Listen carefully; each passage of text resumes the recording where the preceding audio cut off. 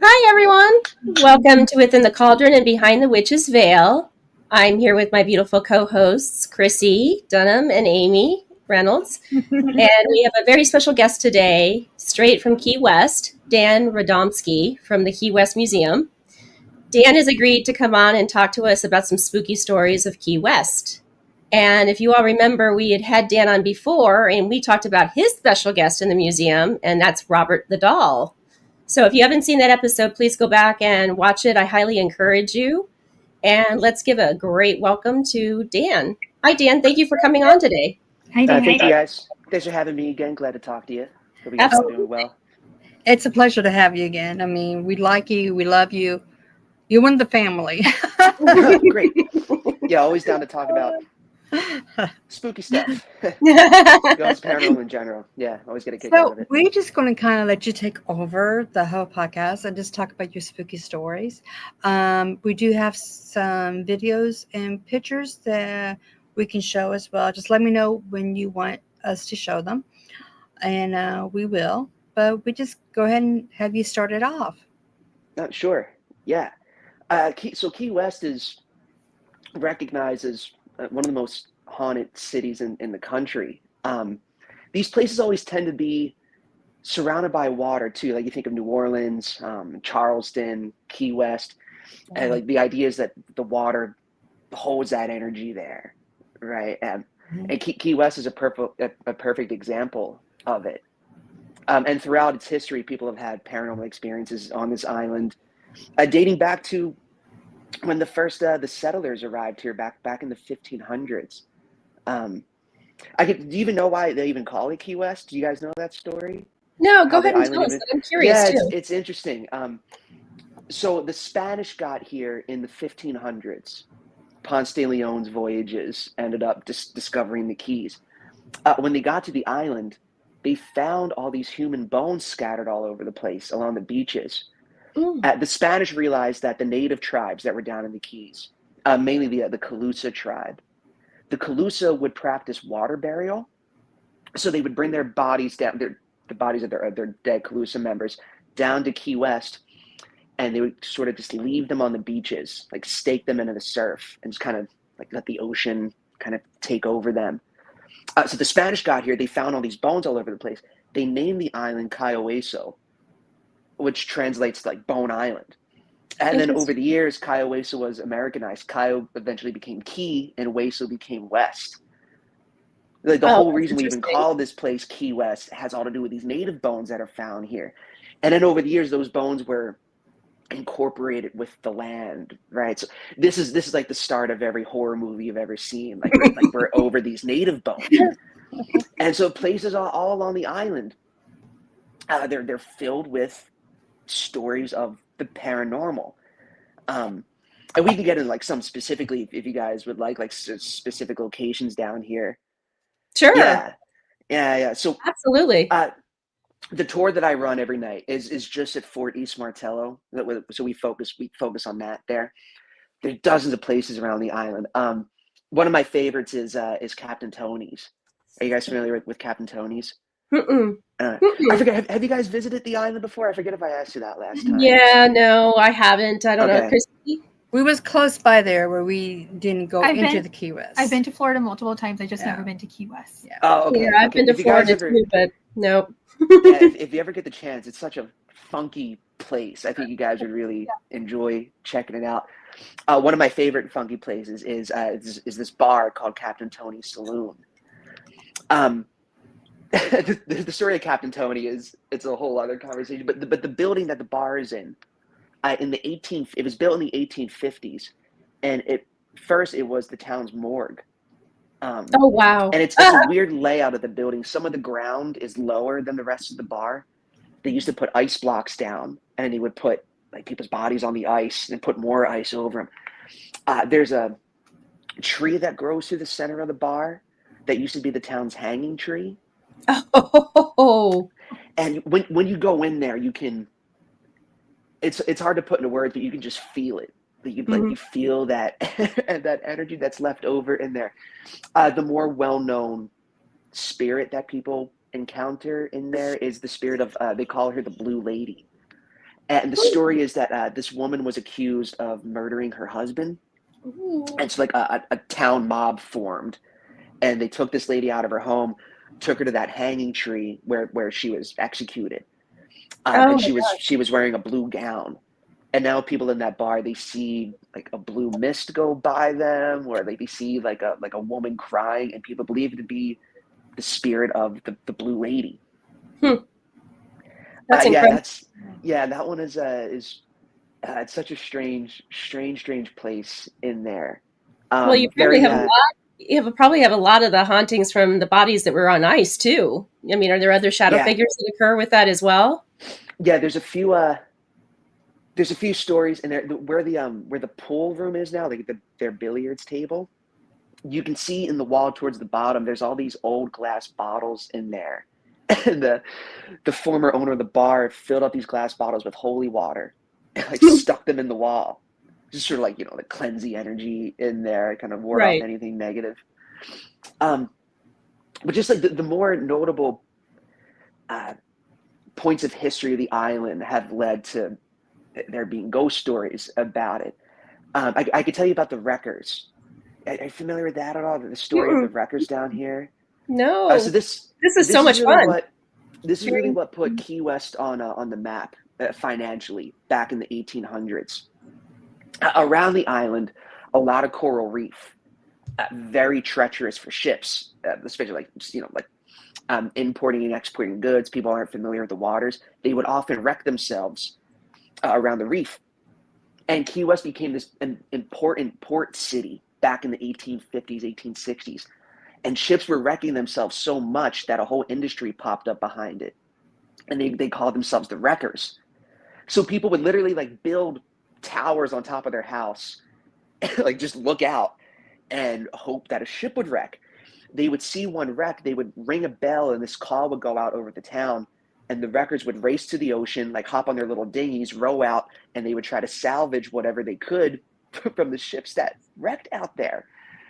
But a lot of these wrecks, like they were more concerned about salvaging the goods rather than like Yeah. saving the people that are out there. So a lot of the goods that were found out there are sort of ill-gotten. A lot of the things they had attachments to them, people that died on those wrecks. So the island is littered. There's a lot of the artifacts are still in people's homes. Oh There's wow. museums dedicated to it. One of them is it's called the Shipwreck Museum. It's a pretty famous one down here. The warehouse used to belong to one of the more wealthier wreckers. His name was Asa Tift. Asa Tift made a fortune down here. I think in the 1850s and 60s, Key West was the richest city per capita in the United States. Wow. Like solely because of the goods that they were salvaging from these wrecks out there. And people have experiences in that museum. Just everything is in there is from like the 1840s and 50s. This kind of bleeds into another more specific story about Asa Tift. Asa Tift built this mansion.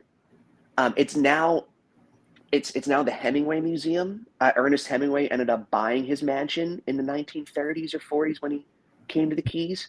Oh wow. So now that people know it as Hemingway's home, but it was originally Asa Tift's house. Asa Tift, him and most of his family died in there of yellow fever.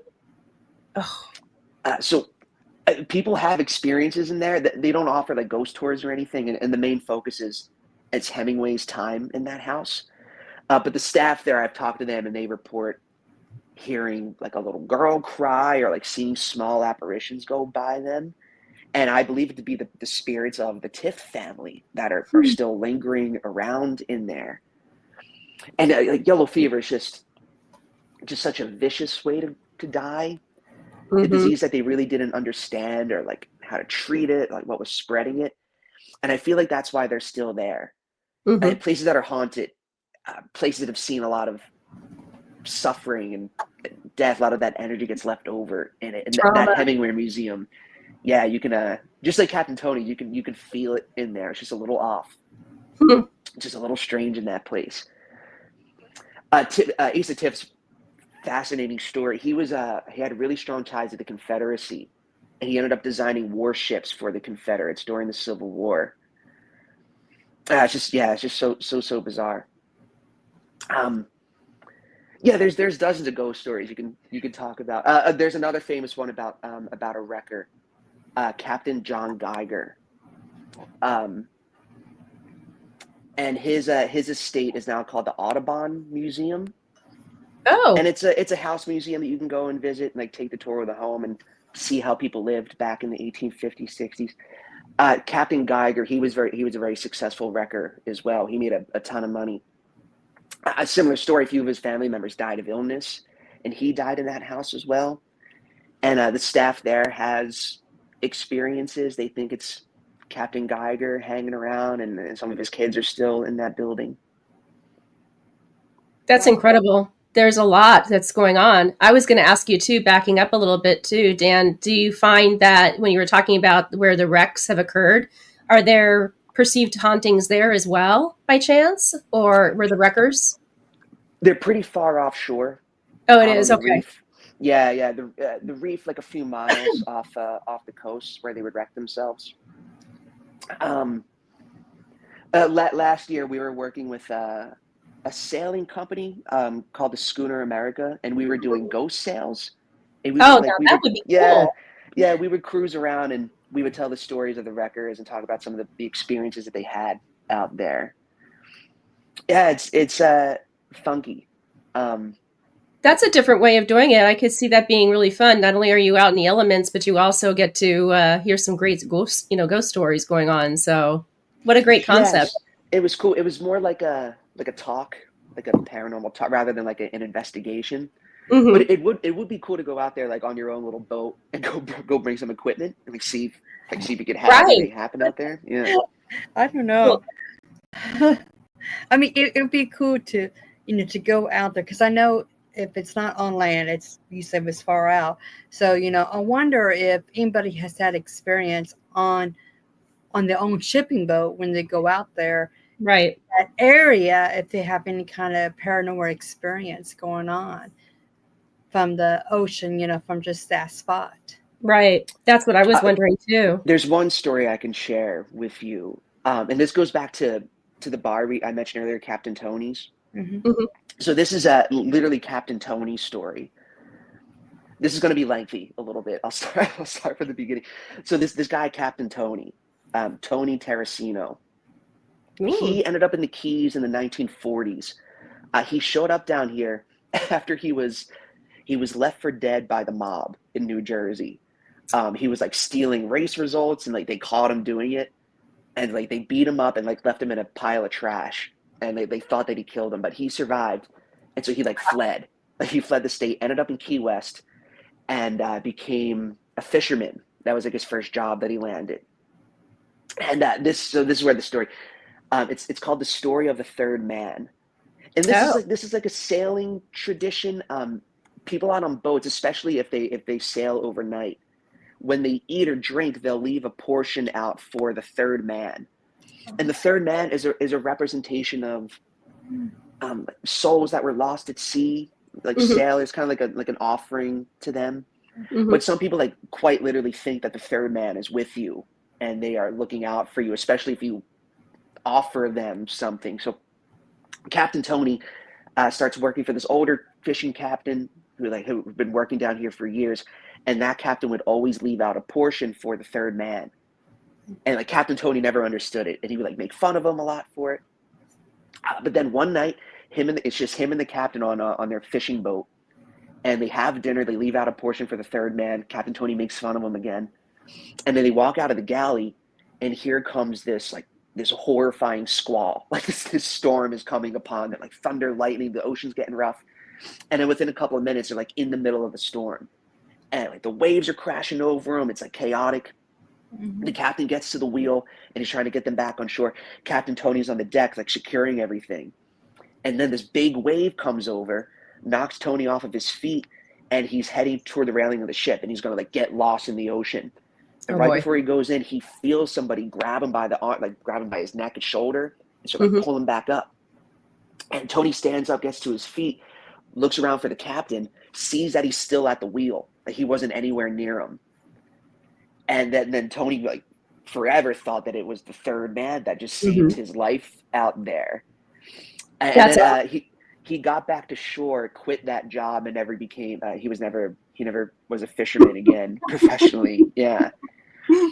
After that, he ended up buying the bar, what's now called Captain Tony's.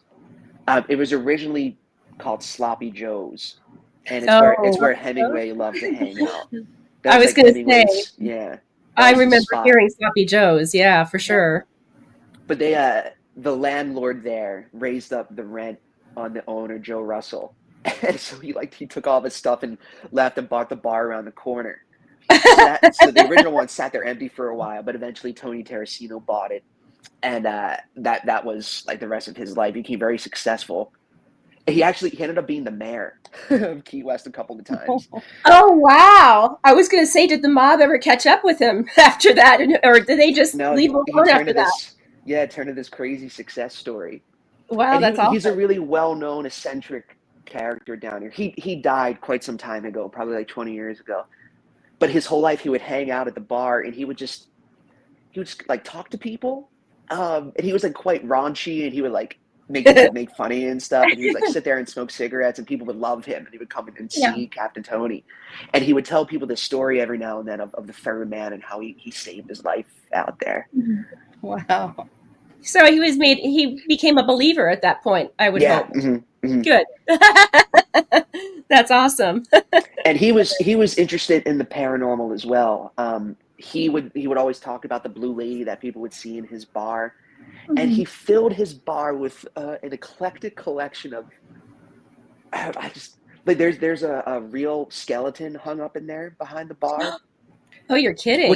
Which I think it might have been like a medical school kind of thing that he got a hold of. But he has the skeleton there. Just a little creepy. He has this glass, exactly. He has this I don't know if jar. I'm going to the bar. Oh yeah, you can see it. It's oh yeah. It's straight out of a pirate movie. You would love it. I would be like, I don't know about this, you know? Yeah, it's very dimly lit.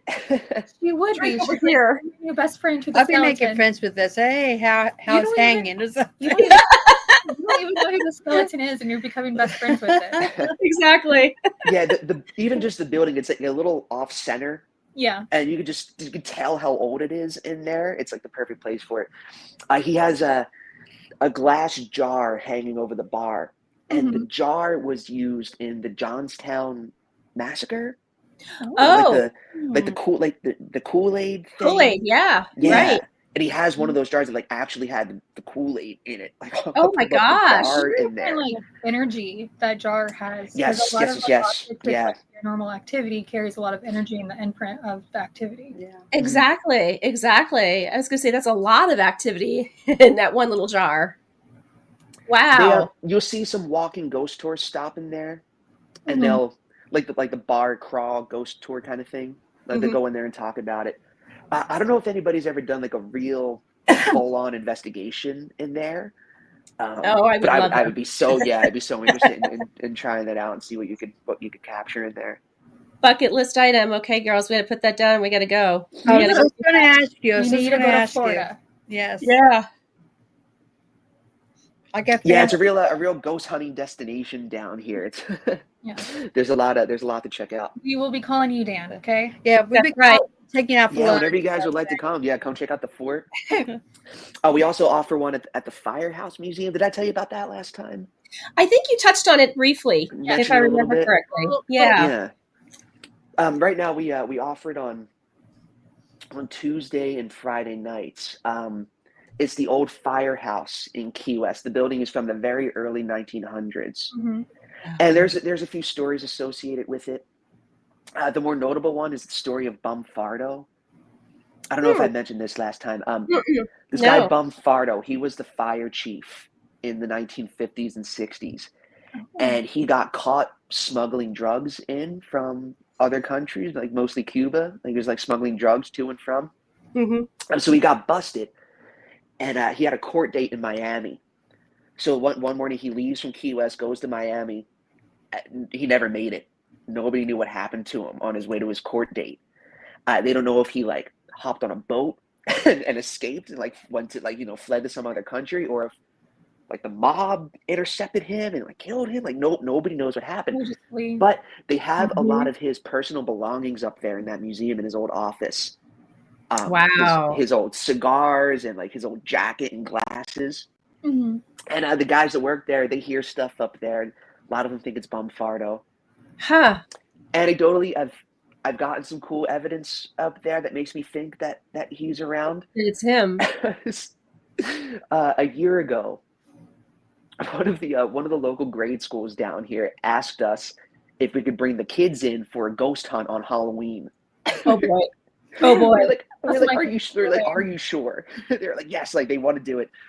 So we took them in. It was just during the day, and I had a group of like 5-6 kids up in Bumfardo's office, and we're sitting around a table, and they already hated it. It was like, it's dark and creepy in there. It was more intense than they anticipated.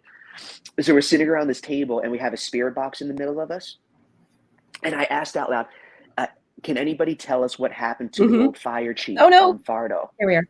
Okay. Over the spirit box, clear as day, it said, "We iced him." And like I was like shocked, like jaw dropped, like, oh my God. We iced him. Wow. And the kids were freaking out. They kind of understood the story too. Yeah. Yeah, that one's the energy's much lighter in there than the fort, but we have a lot of activity in the firehouse. Definitely cool to see too if you guys come and visit. Oh, we would love to. We would love to do that. That'd be awesome. Too. So, A rich history too. right. So the kids, did they freak out after hearing that? They lost it. Yeah. About a week later, we had to call one of the kids. Their teacher was like, they can't sleep. I was just going to say, how traumatic was that to them? They asked for it though. We were like, "Are you sure?" They're like, "Yes." Scare them, rile them up. Oh, that's hilarious. And then one of the kids couldn't sleep at night. I would see that. I could totally see that. Yeah, we had to give them a call and kind of talk them down a little bit. Tradition that spirit may follow your child home from his soul. Yeah. Well, that would be like Robert the doll. Yeah. Yeah. So if you guys want to get into the photos and then the couple of videos I sent you, Okay. I'm going to talk about those a little bit since you mentioned Robert. Okay. Here's one that we have. Yeah, this one's great. This one was a couple of months ago. Somebody left us a review, and in the background of the picture that they took, they get a figure in between me and that guy, in between in the archway there. The other photo I sent you is like a zoomed in image of it. I don't know if I can zoom in or not. Probably. And if I made it bigger, I can see it on my side if you make I think your screen. one of the images I sent you was the zoomed in picture of it. Oh. Let me see. Let me escape this one out. Okay, here's Yeah, because you can kind of see it. another one. Oh, there you go. Now, Oh, yeah. Now you see it. Clear as day. yes. Yeah, you can make it like the head and shoulders Right. easily. Yeah. In a weird form, but where we're standing in there is called the Citadel. It's the central tower of the fortress, and that's where a lot of the treatment had to take place in the 1860s for yellow fever victims that were in there. Got it. That's one of the more active places in that fort. Very somber, That's incredible. very heavy in there. Like, imagine It's where we have a lot of success with our equipment. We got great responses over the spirit box and really good dowsing pendulum sessions in there. And yeah, and this I always encourage people when they're in, take a ton of photos and videos, because you never know when you're gonna capture something. Right. True. And this is a pretty good example. Yeah, you never know what you're gonna get in there. What were you going to say, Amy? I said, just like imagining how many people passed away there. Yeah. Yeah. Do you have any idea of how many people died of yellow fever in Key West? Not an exact the whole island. Well, back in the 1860s, there was only a few thousand people living here, but hundreds of them died of yellow fever. So it was a good percentage of the population. Yeah, that's what I was And everybody wondering. downtown kind of lived on top of one another. So it just spread, and they didn't really know what was spreading it. Like Mm-hmm. years later, until they found out like mosquitoes were a big problem. Like Mm-hmm. bite one person, spread it to somebody else. And they didn't really quite understand it. But yeah, quite like a couple hundred people probably died in that Wow. building at That's the fort. crazy. Unbelievable. Okay, here's a video now. What state are you from?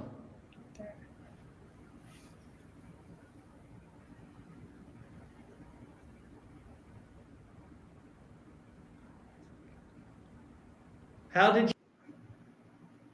Okay, we're gonna I'm do not it. sure how clear that came across, but the question that's asked at the One more beginning, time, this is Dan. also in the Citadel. The question beginning,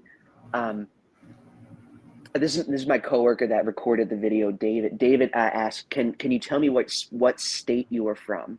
And Mm-hmm. at the end of it, a very clear Connecticut comes through. Oh, wow. I'm not sure how clear the audio is and like how we're playing it here. Let's try again. Yeah. It's all the way up. So What state are you from?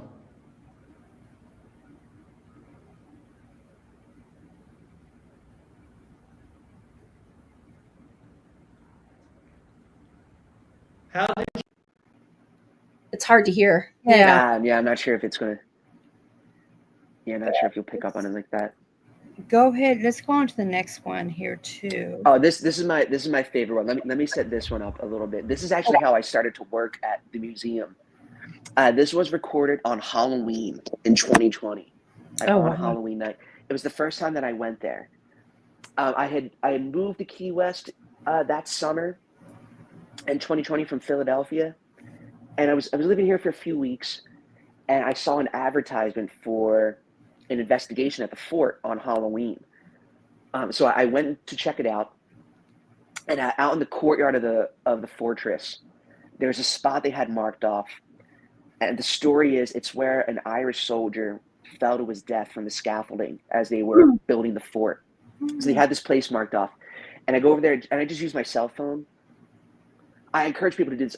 Your cell phones have pretty sensitive microphones in them now. Like they're really good for audio evidence. Mm-hmm. So I went over, asked a couple of questions. One of them that I asked was, can anybody tell me where they're from? And at the end of the video, you hear, "I'm from Boston." Oh, wow. So we'll see if we'll be able to hear it on here.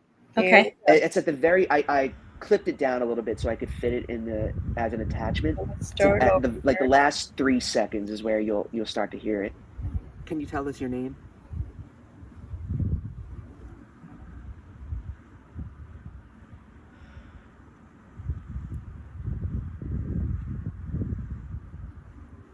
Can you tell us where you're from?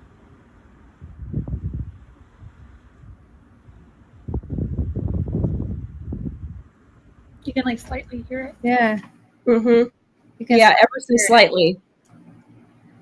but that is Yeah. interesting. Yeah, it's not as clear as it sounds on my phone. But yeah, so that was a super fitting response though. Like a lot of the soldiers were from northern cities like Philly, New York, and Boston, Mm-hmm. and they were sent down to Key West.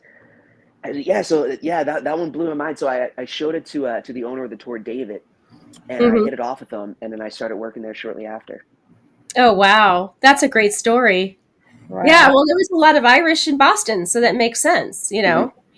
A lot. Yeah.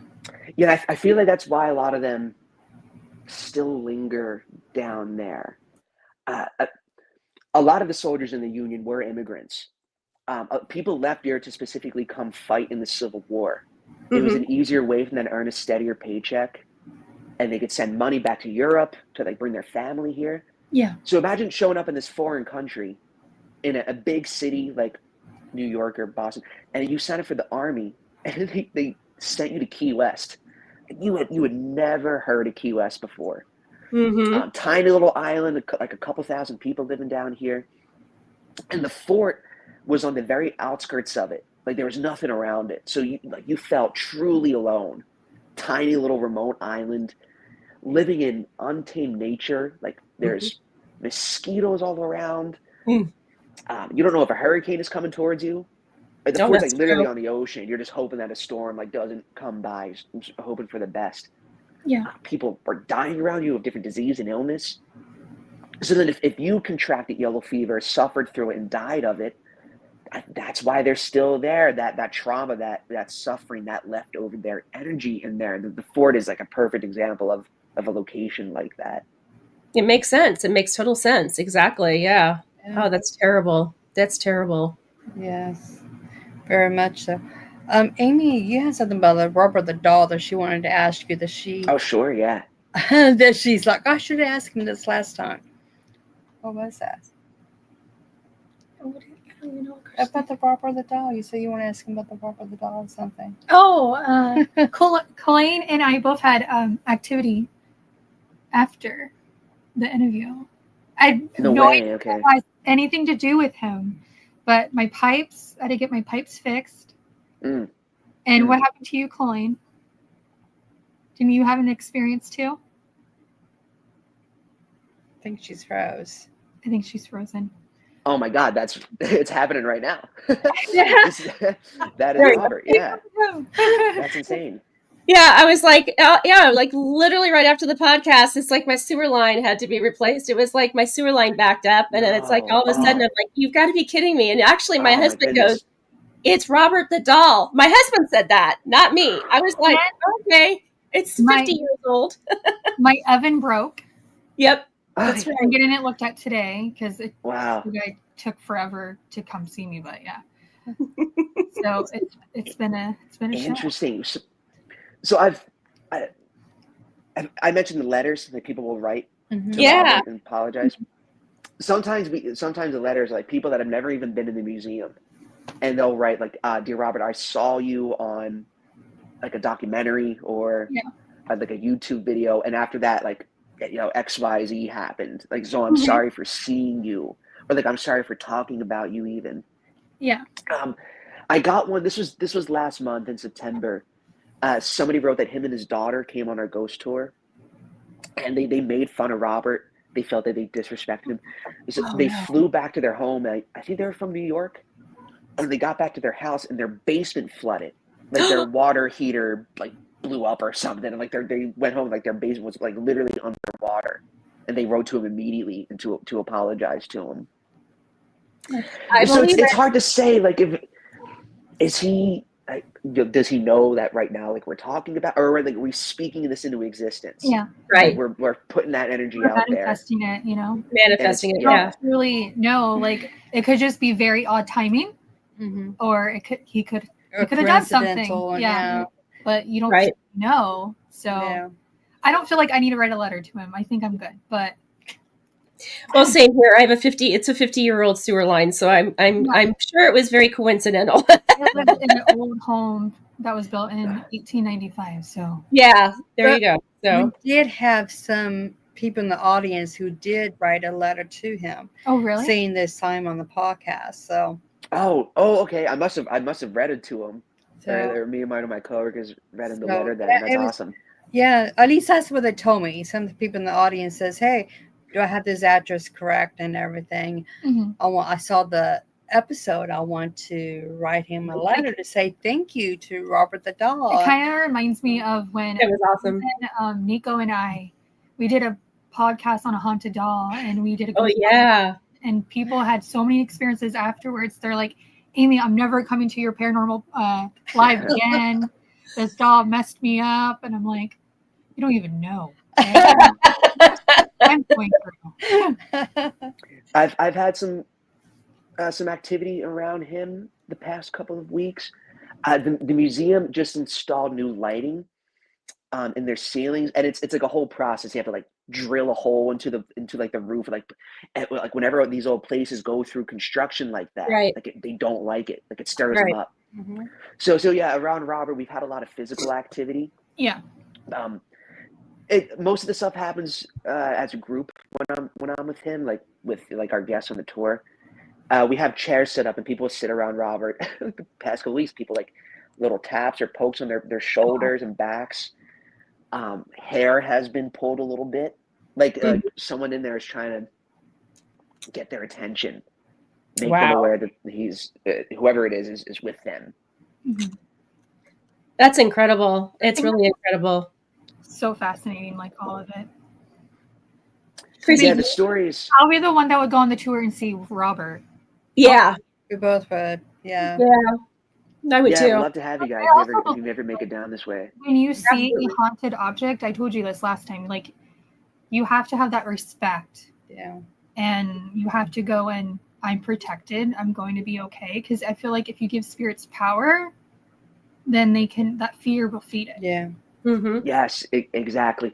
And this is why we tell people, we may have touched on this last time, the idea of asking him for a photo. Mm-hmm. It's when you do that, you open yourself up to whatever's in there. And Right. yeah, you are quite literally giving it power over yourself. Mm-hmm. So I always tell people to be very, very level and even with Robert, but definitely respectful of him. Mm-hmm. And I always make sure to tell people to say goodbye to him when they are done that interaction. Be very firm with ending it. Kind of like a Ouija board, like close it out. I feel like Say that's goodbye. Right. all divination, you have to close it because even if it's a Ouija board, it still has the same power as a pendulum and everything. I don't think people recognize that. Yeah, you're tapping into something. Sometimes you don't know what's there answering you. What you said with like the picture too. Do people really want to take that risk with everything that happens? Yeah. Yeah. Yeah. I always explain. I'm sorry. Yeah, go ahead. No, sorry, Dan. I was just going to ask, have you ever put like an EVP recorder near him by chance and leave it on? Because, like, I'm sure you've heard Zach Baggins has some obviously haunted items in his museum as well. One of them is Peggy the doll. He actually has a room set up for her because she's kind of like Robert the doll as well, in the sense that when you come into the museum and you come into her room, you have to say hi and you have to say bye. And of course, there is the same situation of like asking for permission for a photograph and respecting the doll and respecting Peggy as well. But the interesting thing is that he has a voice recorder in there to capture things like 24/7. And the other part of it too is he puts a spirit box in. So I remember when I walked into the room and I was very respectful. I said, "Hi, Peggy, how are you doing today?" And the spirit box said, "I'm good." And then literally right after that, I said, and I was joking and playing with her in a sense and saying, you know, like, does Zach Baggins treat you well here? And she's like, "It's okay." Like that. I mean, literally clear as day. And we were like, they break you off into like groups of 10 when you walk through. So literally everybody was like, their mouths just dropped open and everything. And when I walked out, I said, "Bye, Peggy, until we meet again." And she's like, "My pleasure." It was like, wow. And so that's why I was wondering if you've ever done anything like that with him when people are interacting with him, to see if you get anything like on an EVP or anything on a spirit box. Yeah. We always, when we're in there with him, I have a spirit box going. I don't leave it like a digital voice recorder out. During the day, there's people in there for the museum. So like they're like you would just pick up on people talking and stuff in there. But yeah, we always have a spirit box running in there. That's awesome. Usually I'll send somebody in first. Like I'll pick one person to go in there to say hi, see if they hear anything. And every so often they get like a hello or like, you know, like a response to the questions that they pose. And usually what's interesting is the voice that they hear. They describe it as being maybe like a higher pitched female voice or like the voice of a little kid. That's what they feel like is coming through. Yeah. It's consistently like that. Yeah. That's interesting. There's different ideas as to what haunts that doll. One of them is it's a little girl that died in the house where the Otto family lived. And like anecdotally, the evidence we've gotten over the years does point to that sometimes, that they hear this higher pitched sound. We use a lot of trigger objects in there too. Like we have little like toys and stuff, and like we'll put a motion detector next to it, and like sometimes it'll go off like it's a kid trying to reach for this toy, like this ball that we put out. That's awesome. That is great to see that. That is really cool. I noticed that in Key West that down there's a lot of haunting places that people can visit. Besides just the Sloan Museum or the museum they work at and stuff. Is there a lot of, I mean, I know there's a lot of history there and everything. Would you say most of those histories are like hauntings of the sea or just residential hauntings, or kind of like both? A lot of them I do think has to do with yellow fever and like just how brutal it was. So some of the houses I mentioned earlier, like the Asa Tiff Tome and Captain Geiger's house, which is now the Audubon house, like people died in there of disease. I feel like that is a concentrated dose of energy in those places. So it would be a mix, but a lot of it has to do with that, especially at the fort at Fort East Martello. You know, the same thing there. There's one I didn't mention earlier. There's a couple other Civil War forts left over on the island, and they kind of have the same thing happening. There's Fort West Martello, which is the twin structure to the east where our ghost tour is. There's Fort Zachary Taylor, and about 70 miles away out in the ocean is Fort Jefferson. Do you guys know about that at all? Dry Tortugas? No.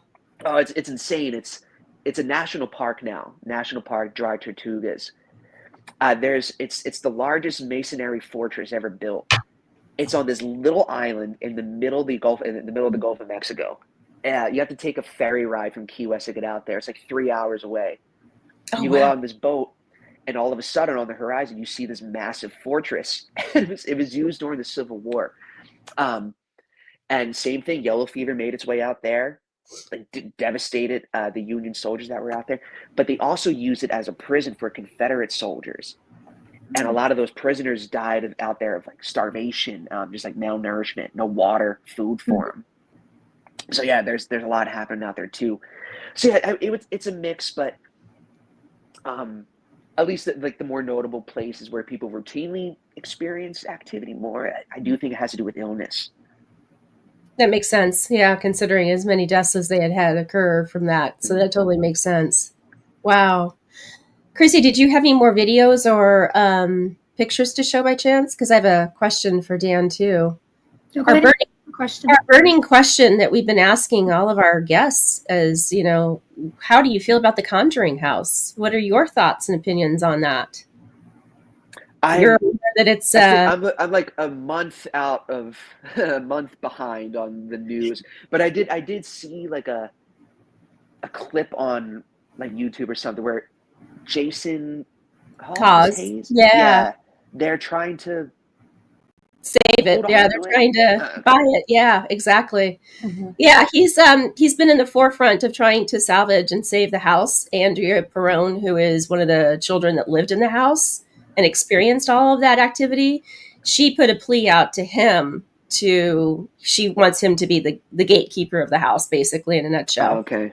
So he's been putting a GoFundMe page up. I believe it's well over 100,000 at this point now, and he's even said for every. Yeah, I've been checking on it. I haven't checked today though. Yeah, I didn't check it today. I saw it. Yeah, I feel like every couple weeks I like tune into it a little bit and see what's. It's like a saga. A couple years ago, we were invited to participate in a Paracon up in Michigan.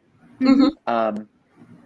And I met Cody and Satori there and Jason, but they were super kind to me, and I had like a blast talking to them.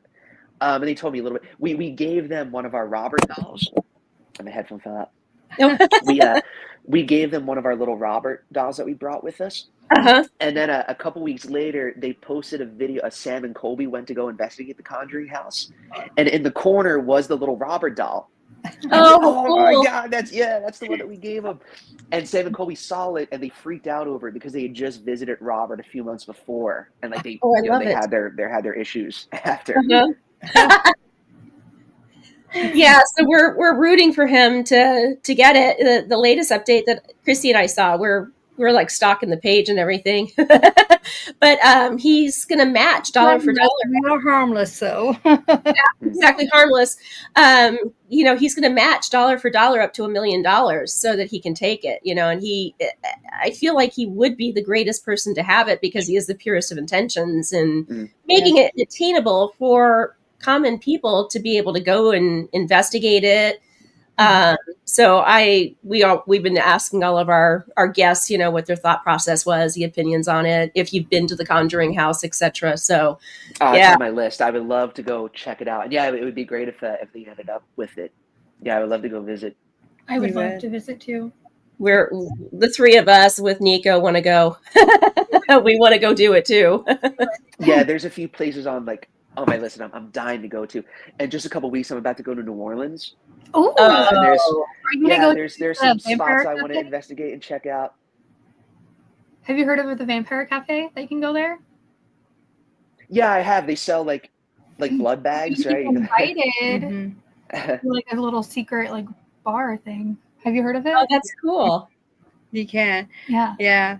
Yeah. If you only Okay, look funky. at vampires, though. I Well, think that's what this no, they is. they select like certain select- people that can go, but it's really cool because it's like supposedly where like the vampires hang out. Mhm. Oh, wow. Oh, awesome. Cool. Vampires. I think Well, they I would- don't know they if would you ask have you. to. Well, no, they would believe, ask. They would but- ask you, like, do you believe in vampires? And yes, I do. So they will Yeah. invite you, and then I think out of that group, then they select whoever will come or go. Mhm. with. Oh, that's awesome. Yeah, Yeah. they just select certain people. That's Yeah. what I heard. But it would be Oh, really yeah, I have to go check that out.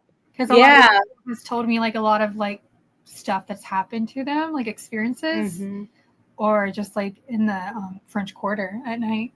Yeah. Yeah, I bet- And don't I've been there once before before. Sunday. I was there a few years ago. I didn't get to do any ghost hunting, but Yeah. the atmosphere is there. The voodoo is in the air for sure. Mhm. I'm going for my bachelor party, and most of my Oh. friends don't want anything to do with this. Like they don't want to participate at all. But I'm gonna like force them to do an investigation with me. And You're like you're gonna be that's when you get the most activity, they're when you not. have people that like don't want to be there. Right. Their energy is like pulling them in. Yeah. So what do you have on the bucket list for New Orleans? Oh, sorry. Go ahead, Chrissy. Did you say bachelor party? So you gonna get married? Oh, Yes, I am. Yeah, thank you guys. Yeah, Congratulations. That's amazing. thank you. Tell your partner, congratulations too. Yeah. I absolutely will. Yeah. New Orleans though is just filled with so much Oh, history. Oh, yeah. Are you gonna go do some voodoo shops? Oh, definitely. Yeah, definitely check that out. We'll get into the swamp Don't somewhere. let anybody don't let anybody take your hair. Or your Okay, Yeah. I haven't heard that. Okay. Just Okay, wear it up in a bun trust then. me, Gotcha. trust me on that one. Yeah. Just don't cut any hair. Huh. Don't answer your door after midnight. Don't let anybody take any of your belongings. If there's a welcome sign outside your door, flip it over because you don't want to say welcome on the doormat. Right. Mm. I'm sure there's other stuff. Are you gonna give him like a list of I stuff? will. not No, to- that's good I will tips. give Yeah, you I a remember it. That's right.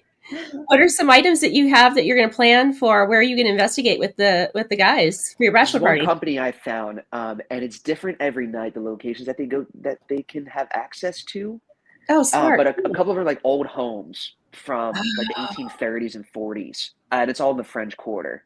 I love it. Yeah, so it'll be like a surprise whenever night we go, like where we will be able to go see. But one of them does go upstairs of one of the voodoo shops. Ooh. I forget which one it is, but I feel like it's right on Bourbon Street, and they take you up Okay. there and they let you do a little investigation, give you equipment, you kind of hang out and do your thing. How cool is that? I would love that. That'd be awesome. What a great trip. That would That be. sounds like an incredible trip. I always drag my husband around too whenever we go to some place. I always like Google and go, okay, where do we want to go? Like when we went to Lake Tahoe, we drove into Virginia City and did Bob Mackey's. I think is it Bob Mackey? No, it's not Oh, Bob Mackey's. It's McKay's, and then we did the Washoe Billionaire Club. And oh yeah, that that's where that's where they got the full body apparition. Yeah, I Yeah. remember Well, and he was, and Mackey's still there. He is, I mean, I walked in and it was funny. He pegged me because I'm a medium. He pegged me and I was standing in the corner away from my husband. We got kind of separated during the tour. And as I was standing there, I heard clear as day in my ear, "You aren't welcome here. You are female. Get the F out." And I was like, okay. So I walked over to where my husband was standing and I stood next to him. He goes, "You heard something, didn't you?" And I said, "I did, definitely." I said, "I think it's Mackie or whatever his name is that, told me to get, something out." And he's like, "Oh." And then all of a sudden back in my ear again, I hear, "That's not what I said. I told you to get the F out." And I was like, Oh, but I had to have a conversation with him and say, "I'm sorry that, your billionaire club is being run over by people on tours and females, but I have to tell you, we do have some rights now. Man, it's We do. very unwelcoming. In the fort, people get told, at least like over the spirit box, Mhm. they'll hear like leave and get out, and that is intimidating when you hear it. But I do feel like they're trying to look out for us in there, and people Yeah. are like, we're all sick, like get out of here, like you shouldn't Right. be here. Rather than like an unwelcoming, they're like, you don't want to be here, like you're gonna Right. die, like you I feel you like should they go. probably also like have an attachment there with you guys, Right. being protective because you guys do take care of them and they see that. They see Right. that you respect them and everything. Yeah. Yeah, very protective of the museum, protective of Robert, protective of Dan. Yeah, absolutely. Yeah. And I can see that. I mean, yeah. Because you know, a lot of people think that spirits are just, horrifying, scary, and everything. But most of them are just there to protect you too, to warn you. You Their know. intention isn't Yeah. always to be malicious and to harm Right. you. Sometimes it is to protect Right. you and just to look out for you. Or sometimes Yeah. they just want company. They're like, hey, I'm lonely. It's like freshman year. Yeah, yeah. Yeah. like they enjoy when we share their story and people hear about them and try to talk to them a little bit, interact, have some kind of interaction. Exactly. Yeah. Yeah. It's not always demonic. No, That's No. true. That's it's very less likely to be demonic, but everybody just goes straight for that. Well, was it Nico or was it was it David that was telling us that, or maybe it might have been Mark, I can't remember now, but they were talking about like less than 1% of there's demonic energy or something like that. I think that's Mark. Yeah. It was From Mark, yeah. the They UK. were Yeah. saying, Mhm. I love that statistic. I've got to go back and hear it again and write it down because it's so true, because it's everybody, the first forethought for people to go to is it's demonic, and of course there's certain mainstream shows that lean and skew towards that. So of course the general public who's not educated obviously goes straight to that concept, and as a medium I get calls all the time, there's something demonic in the house. It's like, no, it's Grandma Jim or, Grandpa Jim, or something like that. So it's People always reach out to me interesting. all the time too about like they think there's an evil spirit that I need to come there and cleanse it and all this Right. Yeah. stuff. Let's try talking to it. Yeah. Right. Exactly. Right. It- As soon as I People go will show up at the fort, and like when they go to talk to Robert, they want that negative aspect of it to come out. Like their intention to see if like something demonic will happen to them, like right. they'll be cursed. And that's when they respond to it. Like that's when something will, like people go there and like these stories aren't true. Like if you're real, like do something to me. They're the ones that have serious problems when they leave there. They get in like physical accidents, like struggle. Right. Yeah. It's yeah. Has Robert the Doll ever been on tour like Annabelle has been?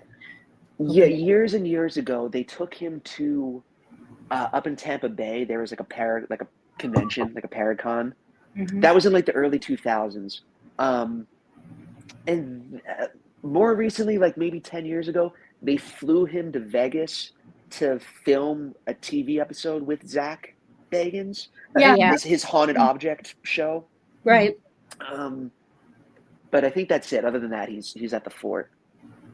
Do you think that he should just stay there because it's home to him? He should just stay there, or should he just go like Annabelle, go to different places? It's interesting. Like anecdotally, people, especially people that say that they're sensitive, right, or like mediums, like they'll feel that Robert like wants to get out of there sometimes. Or like they'll like, I remember somebody came in once and they were like, Robert wants to see out the window, like he wants to be able to like look out. Mm-hmm. So yeah, so maybe the spirit in there would like to travel around a little bit, even like just on the island, like take him like on the museums and stuff. They'll move him if a storm comes by. They'll get him out of that museum and take him to another one temporarily. Right. Yeah. Safeguard. But yeah, other than that, he's in there. It's also difficult to move him. Like a lot of people have to be involved with it. Like the Art and Historical Society, they have to have somebody like transport him back and forth. I have personally never seen him out of that case. in the 4 years that I've worked there. He's always been in the exact same Same place. spot. Hmm. Mm. That's good though. Yeah. It is. Yeah. Well, I know. I mean, it is good, I guess. But then again, don't you kind of like feel sorry that they're in the case all the time? Because, you know, Sure. it might be demonic, but then again, that's been years and years ago. Maybe they changed their ways. Yeah. Well, And, Like people I always do. say, I'd rather be safe than sorry. Oh, yeah. and a big part of his story is that Gene Otto would often leave him looking out the window of the attic of his house. He's like way up there. He had like a big view of the whole island, pretty much. Like literally like see the ocean from up there. And now he's on the ocean, but he's like enclosed in the brick fortress. It's a Mhm. little different. But I do think whatever is in there does, kind of like we mentioned earlier, like they do like when people come to learn Yeah. about the story and try to have a little back and forth with them. Yeah, now it makes sense as to why he wants to look out the window, why somebody said that, because if that's what he had before was, looking out the window in the attic and he had a view of the whole island, of course that makes complete sense to me now as to why somebody would say that, Totally. Wow, that's interesting. But the fort's a fitting place for him. It's more like a Key West history museum, things from throughout the decades that belong to like families that have lived here for a long time. Yeah. And the autos fit into that perfectly. So it was a good place for him to end up. Weirdly, I didn't know this until kind of recently. When they were designing the museum, they consulted Gene Otto to help the layout. So he was like, he played a part in like literally designing the museum. So like later in life, Gene, like he ended up playing a part in where Robert actually ended up being. Right. Well, that is even more fitting then. Yeah, it's perfect for him then. It is. It's like Right. it is truly home for him. Mhm. Exactly. That's interesting. Wow. That's really cool. Wow. It's really I like beautiful. to go to Key West now because with your stories now, I want to experience. She's like, let's go. Go for It's my favorite place. It is like you are in a different country in the best way possible. It is not America down here. You feel it's crazy. It's like a tropical island in our own backyard. It's so beautiful down here. Yeah. It's a ton of fun. There's always something going on, always something to do.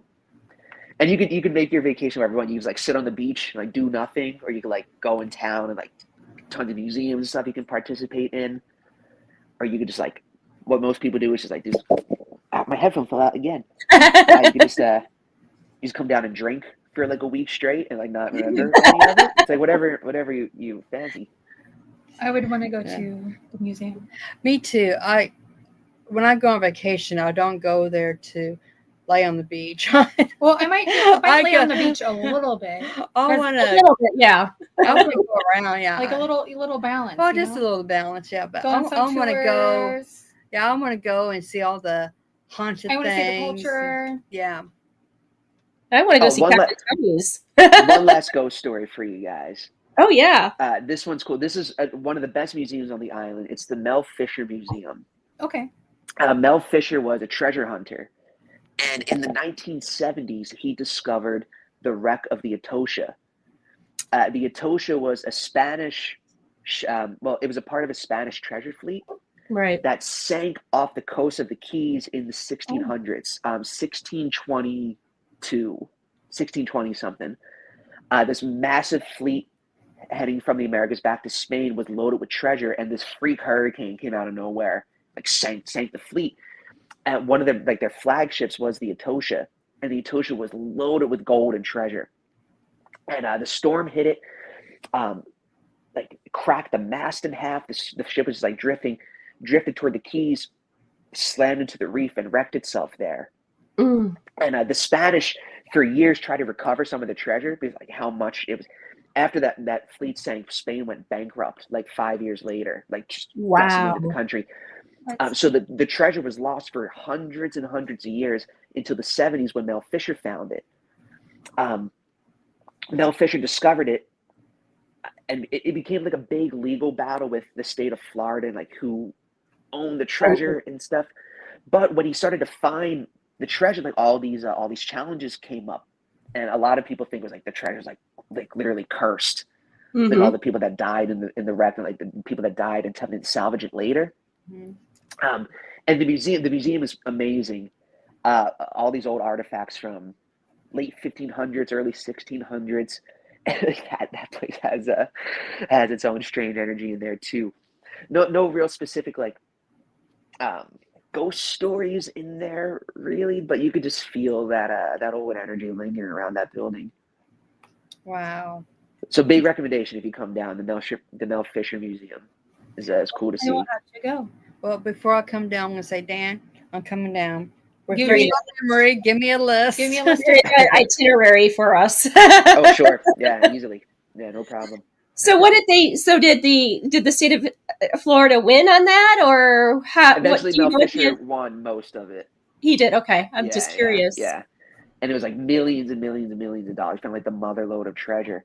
I Oh, bet. but when they discovered it, yeah, like all these problems started to come up, and they believed themselves to be cursed.